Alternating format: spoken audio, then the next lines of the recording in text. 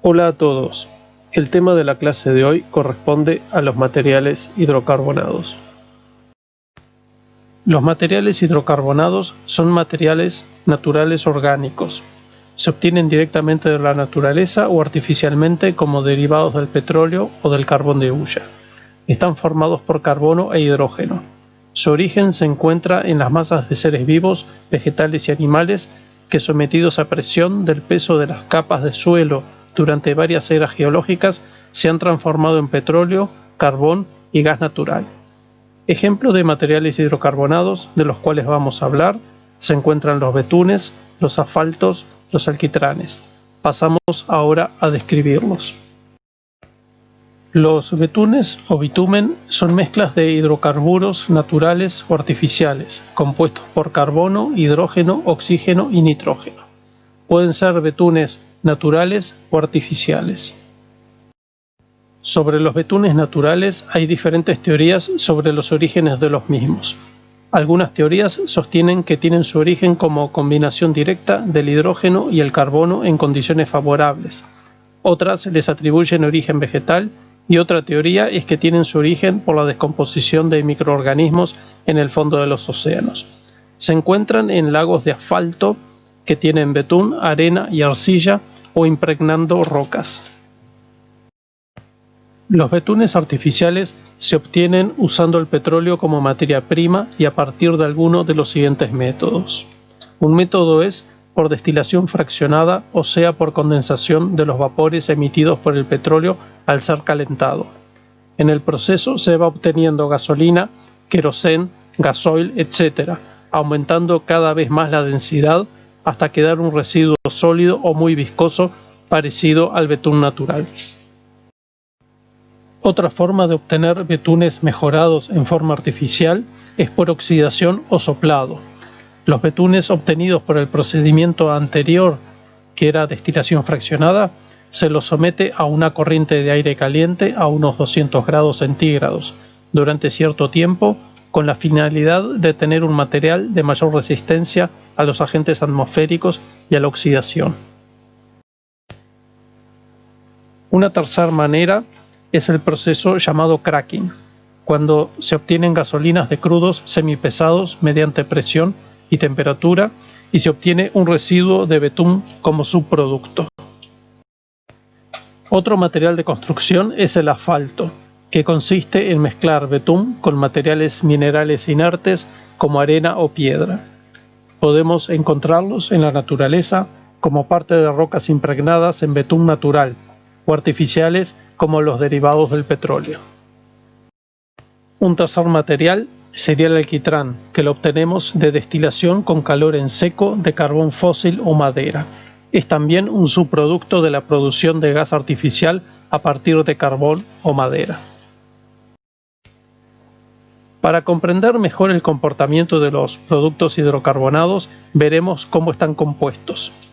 Están formados por una mezcla de hidrocarburos como los carbenos, los asfaltenos, maltenos, etc. Antes de continuar, recordemos un poco el concepto de emulsión. La emulsión es una mezcla íntima entre dos componentes no miscibles, donde existen dos fases, una dispersante continua y una dispersada discontinua. El betún es una microemulsión, en la cual las partículas dispersas están formadas por los asfaltenos y la fracción más pesada de los maltenos, y la parte continua la constituyen la otra parte de los maltenos. Por lo tanto, las propiedades de los betunes varían al variar las proporciones de estos componentes. Debido a su composición como emulsión, los productos bituminosos se comportan como un líquido de altísima viscosidad. Mencionaré al respecto como curiosidad un experimento que se hizo en la Universidad de Queensland, Australia, en 1927, que consistía en colocar muestras sólidas de betún en un embudo y dejarlo a la temperatura ambiente. Hasta la fecha de hoy, a casi un siglo, ha fluido una buena cantidad mediante gotas que tardan años en caer. Imágenes como esta de asfalto en las calles formando olas es algo relativamente común de ver y todo lo hemos visto en nuestra ciudad Montevideo. Es como el experimento anterior, pero a mayor temperatura, ya que se calienta por el sol, y expuesto a presión del tránsito vehicular, sobre todo en los lugares donde se frena, como paradas y semáforos. Nuevamente se comporta como un líquido, pero de muy alta viscosidad. Veremos algunas de las propiedades de los materiales hidrocarbonados. Su densidad varía entre los 900 y los 1400 kilos por metro cúbico. En cuanto a la consistencia, puede ser líquida, semisólida o sólida. Se mide a una temperatura determinada por norma, con la penetración de una aguja también normalizada, y se mide el esfuerzo necesario para penetrar. Es proporcional a la densidad del material. La viscosidad es la resistencia de un fluido a las deformaciones producidas por tensiones cortantes o de tracción. En lenguaje coloquial, un fluido es más viscoso cuanto más espeso es. Un material bituminoso, cuando tenemos que utilizarlo en obra, la mayoría de las veces necesitamos que tenga una viscosidad baja. Eso lo logramos por disolución con solventes, con emulsión en agua o por un aumento de la temperatura. Se llama susceptibilidad de un producto bituminoso a la aptitud que presenta para variar su viscosidad en función de la temperatura. Muy útil para aplicarlo, pero trae algunos inconvenientes posteriores, como vimos recientemente en la imagen del pavimento asfáltico deformado. Otra propiedad es la ductilidad. Se mide por el alargamiento antes de la rotura de una probeta del material bituminoso estirada por sus extremos a una velocidad constante. Con mucha frecuencia, estos materiales están sometidos a variaciones de temperatura que producen cambios dimensionales. Es necesario que el material en cuestión tenga suficiente ductilidad para alargarse sin que se produzcan grietas. El punto de reblandecimiento, mal llamado punto de fusión, ya que los productos bituminosos no tienen punto de fusión por no tratarse de sólidos cristalinos, se determina en forma empírica mediante ensayos de laboratorio y sirve para comparar distintos materiales. Punto de inflamación o punto de llama o punto de ignición es la temperatura a la cual arden los vapores del betún o alquitrán al aproximar a la superficie una llama de prueba. En ese punto de inflamación, la tasa de producción de vapores es lo suficientemente alta como para que se mantenga la llama por sí misma al retirar la fuente de calor externa. Por razones de seguridad, el punto de inflamación debe estar entre los 25 o 30 grados centígrados por encima de la temperatura a la que haya que manipular el material bituminoso para su puesta en obra. El punto de inflamación de un betún asfáltico está alrededor de los 215 grados centígrados. La adherencia de un material bituminoso a un árido mineral viene representada por la resistencia a despegarse uno del otro. Para que tenga lugar la adherencia, el árido mineral debe ser mojado por el betún o alquitrán, es decir que las moléculas de uno deben entrar en contacto con las moléculas del otro. La presencia de humedad o polvo determina una ausencia de adherencia. Los productos bituminosos se adhieren bien a los materiales hidrófobos y mal a los hidrófilos. La impermeabilidad de los materiales bituminosos es una de sus características más típicas. Se debe ante todo a que la solubilidad en agua de dichos materiales es muy pequeña y además a la elevada viscosidad de estos productos. En la imagen podemos ver una prueba hidráulica de una azotea mediante inundación para verificar la correcta impermeabilidad de la misma. Envejecimiento. Los productos bituminosos son puestos en obra en un estado plástico, pero con el tiempo van endureciéndose y se produce entonces un aumento de la cohesión al mismo tiempo que crecen la viscosidad y la dureza. Esto se debe a la acción de los agentes naturales, tales como la luz, el calor, el agua y el aire. Entre los causantes del envejecimiento se encuentran los siguientes factores. Evaporación de sus componentes volátiles produce una resecación del producto.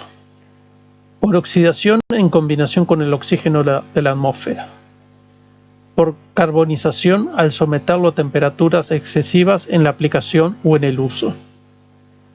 La polimerización por efecto de los rayos ultravioletas del sol y las altas temperaturas, que consiste en una transformación química del material. Por efecto de la humedad, ya que el agua acarrea componentes solubles previa oxidación. Aunque parezca irónico, el agua ataca a las impermeabilizaciones. Un material bituminoso envejecido se vuelve menos flexible y más quebradizo, se cuartea, pierde masa y por supuesto ya no cumple con su función. Desarrollaremos de aquí en más algunos de los productos hidrocarbonados más utilizados en la construcción.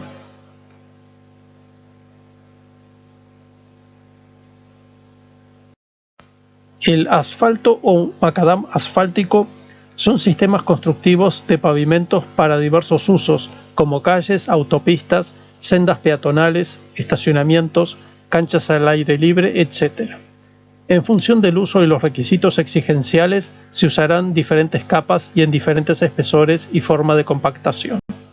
Se considera un pavimento flexible y esa flexibilidad permite realizar tramos sin ser interrumpidos por juntas de dilatación o de trabajo.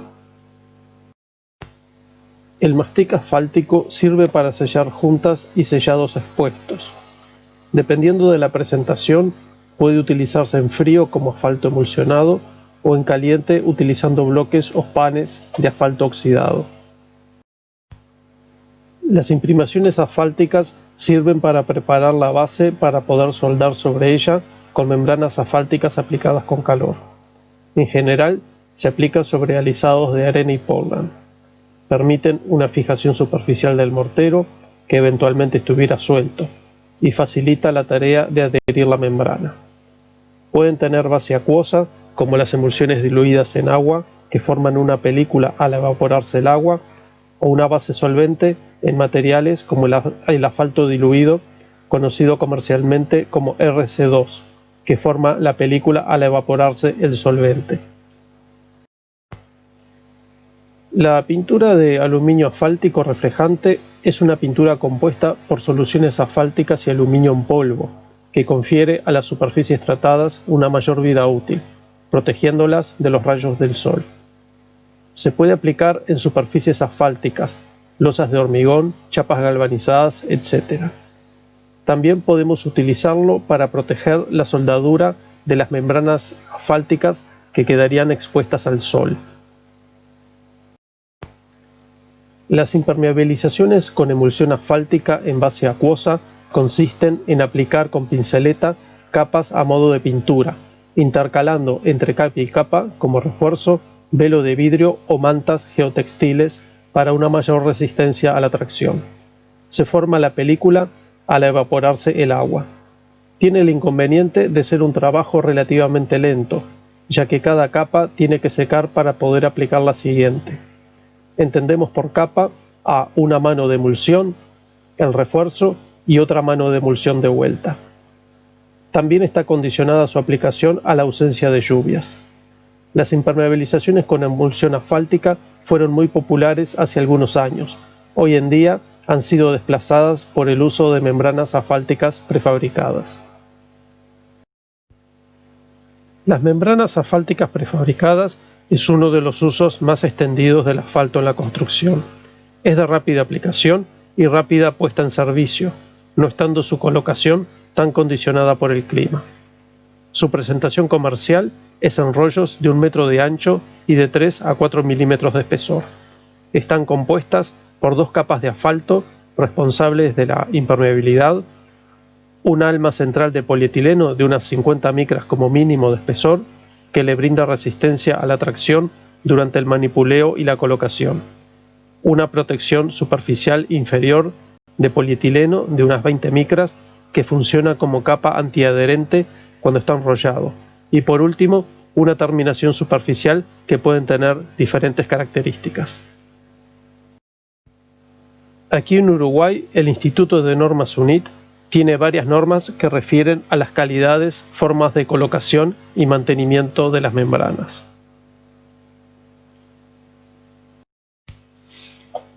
Las membranas aprobadas por norma tienen un espesor de 4 milímetros. En el mercado venden de 3 milímetros de 4 milímetros nominales que tienen menos de 4 milímetros y las de 4 milímetros. Para saber con más exactitud el espesor, tenemos que fijarnos en el quilaje del rollo. Las de 40 kilos por rollo no llegan a los 4 milímetros. Las de 44 kilos por rollo sí tienen 4 milímetros. La imagen muestra 3 de las terminaciones más utilizadas. Las que tienen terminación con gránulos minerales o folio de aluminio gofrado están autoprotegidas de los rayos ultravioletas del sol. Las que tienen terminación geotextil requieren una protección tal como una pintura acrílica. El geotextil en las membranas, tanto como alma o como terminación, hace que tenga mayor resistencia al punzonado. Previa imprimación de la superficie a impermeabilizar, se coloca la membrana uniendo los solapes con calor utilizando soplete de gas de garrafa. La escasez de calor hace que no quede bien soldada y un exceso de calor provoca un envejecimiento del material. No es la colocación más segura, ya que depende mucho de la mano del operario. Aquí vemos una azotea impermeabilizada con membrana con aluminio gofrado. El término gofrado refiere a la textura cuadriculada del aluminio, que mejora la adherencia con el asfalto al incrementar la superficie de contacto, y por otro lado facilita el doblado y manipuleo del producto. En la imagen todavía resta proteger los solapes, en color negro. Es una solución apta para situaciones de cubiertas no transitables. Vemos aquí la aplicación de una membrana con terminación geotextil. Necesariamente hay que protegerla. Si aplicamos pintura acrílica con ayuda del geotextil superficial, logramos una superficie apta para un tránsito moderado y eventual. Para azoteas transitables debemos proteger mecánicamente la impermeabilización, ya sea con tejuelas cerámicas o alisados de arena y cemento Portland. Una solución intermedia entre transitable y no transitable corresponde a dejar la membrana con aluminio mayormente expuesta, pero con camineros en lugares previstos de mayor uso. Una protección bastante extendida hoy en día es la utilización de piedra partida o canto rodado para proteger la membrana. Bajo la piedra hay que colocar mantas de geotextil para no dañar la impermeabilización. Permite realizar reparaciones sin romper muchos materiales. Por las características que tiene, se puede caminar sobre las piedras, pero no es una solución para azoteas de uso transitable. Se anexa una bibliografía y página web de consultas. Me resta despedirme y agradecerles por ver esta clase.